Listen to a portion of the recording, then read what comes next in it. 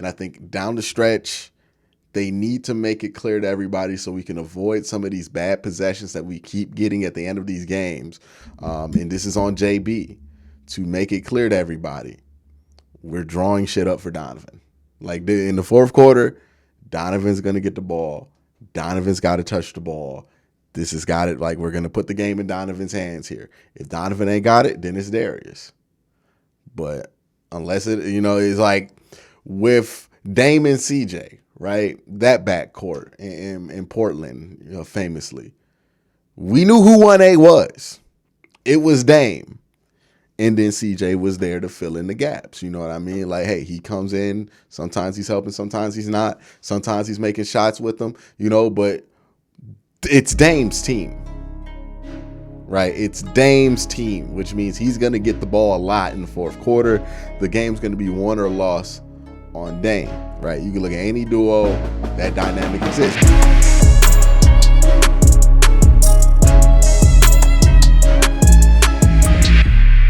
So in trying to figure out, what's been going wrong with the Cavs the last 3 games, right, where they have been in these games in the fourth quarter and they have dropped these games in the fourth quarter. And I'm trying to think of what's going wrong there, because one game happens, back to back, whatever.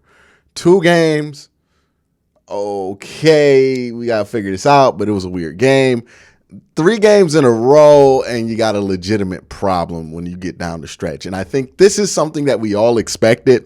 And when the Cavs made that trade for Donovan Mitchell, was that they were going to have problems in this area at the start, not because like they can't coexist, just because this usually takes some time, right? Whenever you look at new duos or trios, big threes, or whatever you want to call it, there is a dynamic in play at the end of games that usually takes a little while to really figure itself out and settle in. And I think that's what's going on with the Cavs, because when these games get close, you notice that the possessions get notably worse, right? When they are in the first, second, and third quarter and they're not thinking about it, the ball is flowing, the offense is flowing.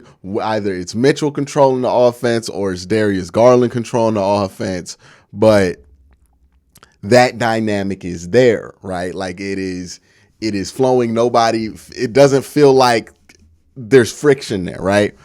Where there starts to feel like there's friction is in the fourth quarter of these games, because it's not clear yet who should be the primary ball handler for the bulk of the last 8 minutes of the fourth quarter.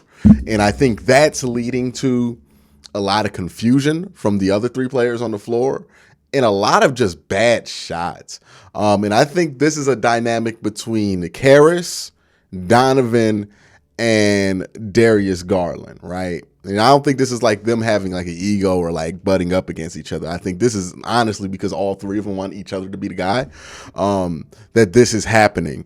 Now, in an ideal world, you could solve this if you had a legitimate 3-and-D wing. You just wouldn't have Caris LeVert out there, and then it would just be between Darius and Donovan. And in my opinion, it should probably be Donovan who should be the main ball handler coming up. Well, who should be the primary scorer in the fourth quarter. Like everything should be drawn up for Donovan because I think he's the more talented player. But Darius Garland was that guy last year. He is the point guard. So that's what most of the plays are designed for, is to get Darius those moments. And I think that's what's happening, right? The players, like when Jared Allen gets an inbound pass, he does not know who to go to because there's that confusion there of who's the guy right now, right? I think JB, Donovan, Darius, they need to figure out that dynamic, right? They need to figure out who are we going to go to, because when the Cavs were playing these close games while Darius Garland was out, this was not a problem. The late fourth quarter wasn't a problem. The Cavs were able to pull away in those games, and it's not a mistake that Darius didn't play in those games. I'm not saying that Darius was causing the issues in this game, but there was no confusion on who to get the ball to. We didn't see these ugly possessions that turned into turnovers or just bad shots.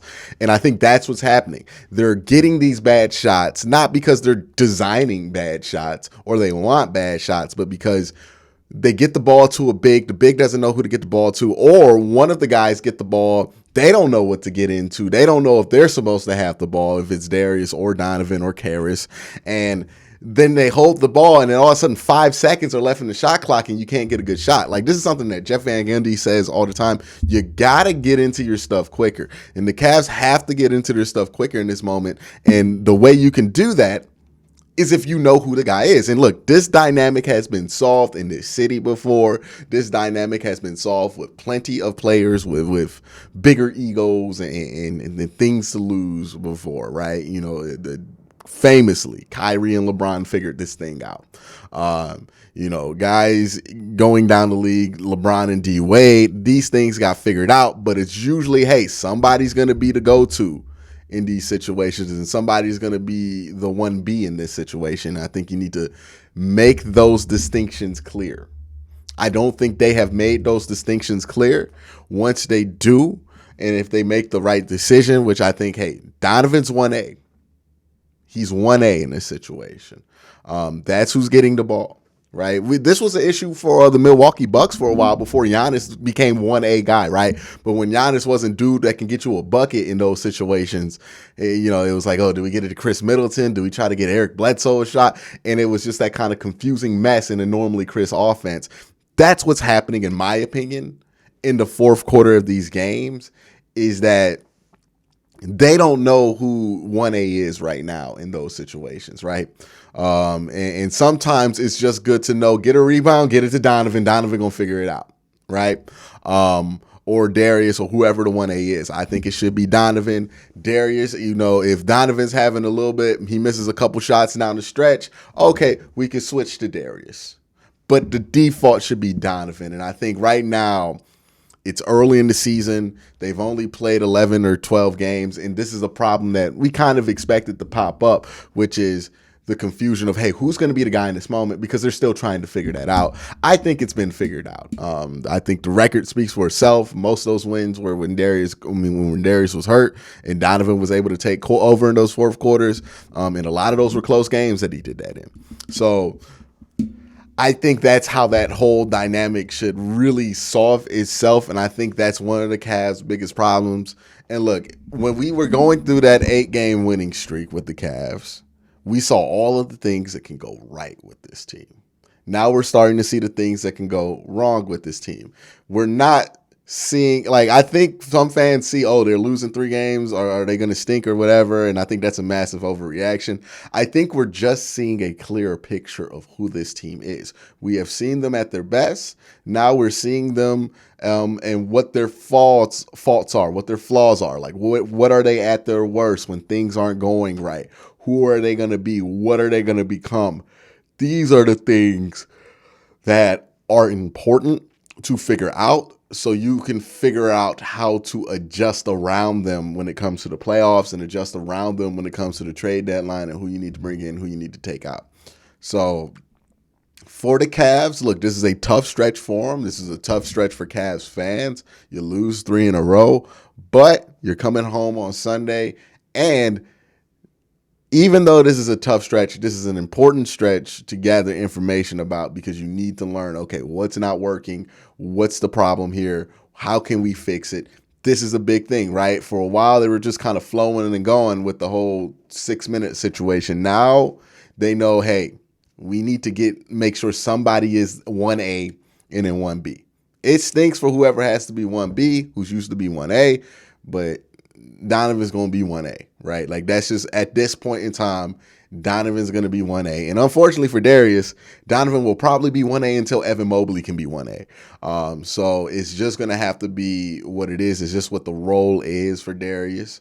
And look, many of moments and many of shots will come his way. But I think that's the biggest thing. The team, more so than Darius or Donovan, need to know, like, those guys are fine. It's more so that the rest of the guys that are on the court need to know Who's JB most likely to call a play for? Who do they want to get the ball to right now? Who is the guy that we're going to look to in these moments? Who, if I get a quick rebound, I got to throw it to somebody real quick. Who's that guy that we're throwing it to? Who's 1A on the team? We got to figure that out. Got to delineate that. We gotta make that clear to everybody. And I think that's leading to a ton of bad possessions, a ton of bad fouls. Another thing in this game, I don't understand the usage of Isaac Okoro, and I come from this standpoint. I think Isaac can develop still. I think there's a lot to get out of him, but I don't think how they're using him right now is very helpful because, one, he's out there strictly for defensive purposes, but then he's getting help defenders all the time when he's out there on his own. And that completely defeats the purpose of him, right? If you're going to give him help defenders and then he's a complete liability on the other end of the floor, what is the point of playing him? Right? Either trust him defensively or don't. Or send him to Cleveland, the Cleveland Charge or something like that, so he can get some confidence offensively. But he should not be in this situation where he's on and off. I just don't think he's thriving in it. I don't think he's doing well in it. And look, we talked about Isaac a lot because the wing is going to be a problem. We need a 3-and-D guy there. We want it to be Isaac, but if it's not going to be Isaac, we have to start looking for other people to get those minutes. I also think Neto should get some minutes. And look, I know Neto's not good, but they need another point guard. Darius Garland's the only point guard on the team right now. The only true point guard on the team is Darius Garland that's getting minutes. Neto doesn't get any minutes right now. He hasn't gotten minutes in a while. And I think that's hurting the second unit. I think they need to run another point guard out there. Ricky's not going to be back for at least a couple more months. So you got to figure out something in the meantime with that. That is something that you can figure out that could be real quick and easy. But that's really my thoughts on this game. I think there are a couple problems with the bench scoring. I think they need to have another point guard out there. They need to make it clear to everybody so we can avoid some of these bad possessions that we keep getting at the end of these games. And this is on JB to make it clear to everybody. We're drawing shit up for Donovan. In the fourth quarter, Donovan's going to get the ball. Donovan's got to touch the ball. This has got it. We're going to put the game in Donovan's hands here. If Donovan ain't got it, then it's Darius. But unless it's with Dame and CJ, right? That backcourt in Portland, famously. We knew who 1A was. It was Dame. And then CJ was there to fill in the gaps. You know what I mean? Hey, he comes in. Sometimes he's helping. Sometimes he's not. Sometimes he's making shots with them. But it's Dame's team. Right? It's Dame's team, which means he's going to get the ball a lot in the fourth quarter. The game's going to be won or lost on Dame. Right? You can look at any duo. That dynamic exists. You can look at the duos that have a lot of issues when they're on the floor together. Paul George and Kawhi Leonard, because they never played enough to the point to where they can figure out what that dynamic is because of reasons why Kawhi is not playing. I can't get into the head of Kawhi. I can't understand him. But that point is clear. You need to have a 1A. Once they figure that out, and I assume they will, this is not a difficult thing to figure out. It just takes time and reps with each other. Once they figure that out, I think they'll ultimately be fine as a team. They're going through some rough patches. We expected this. I said, hey, look, they might go on a losing streak once Darius Garland comes back. Now, they won their first 2 games when he came back, but they did eventually go on that losing streak. And this is why I anticipated that the Cavs will lose a couple of games once Darius comes back, because this is the stuff that they got to figure out again, right? What's this dynamic going to be? I think Darius is struggling right now because he's trying to figure out his new role. Right?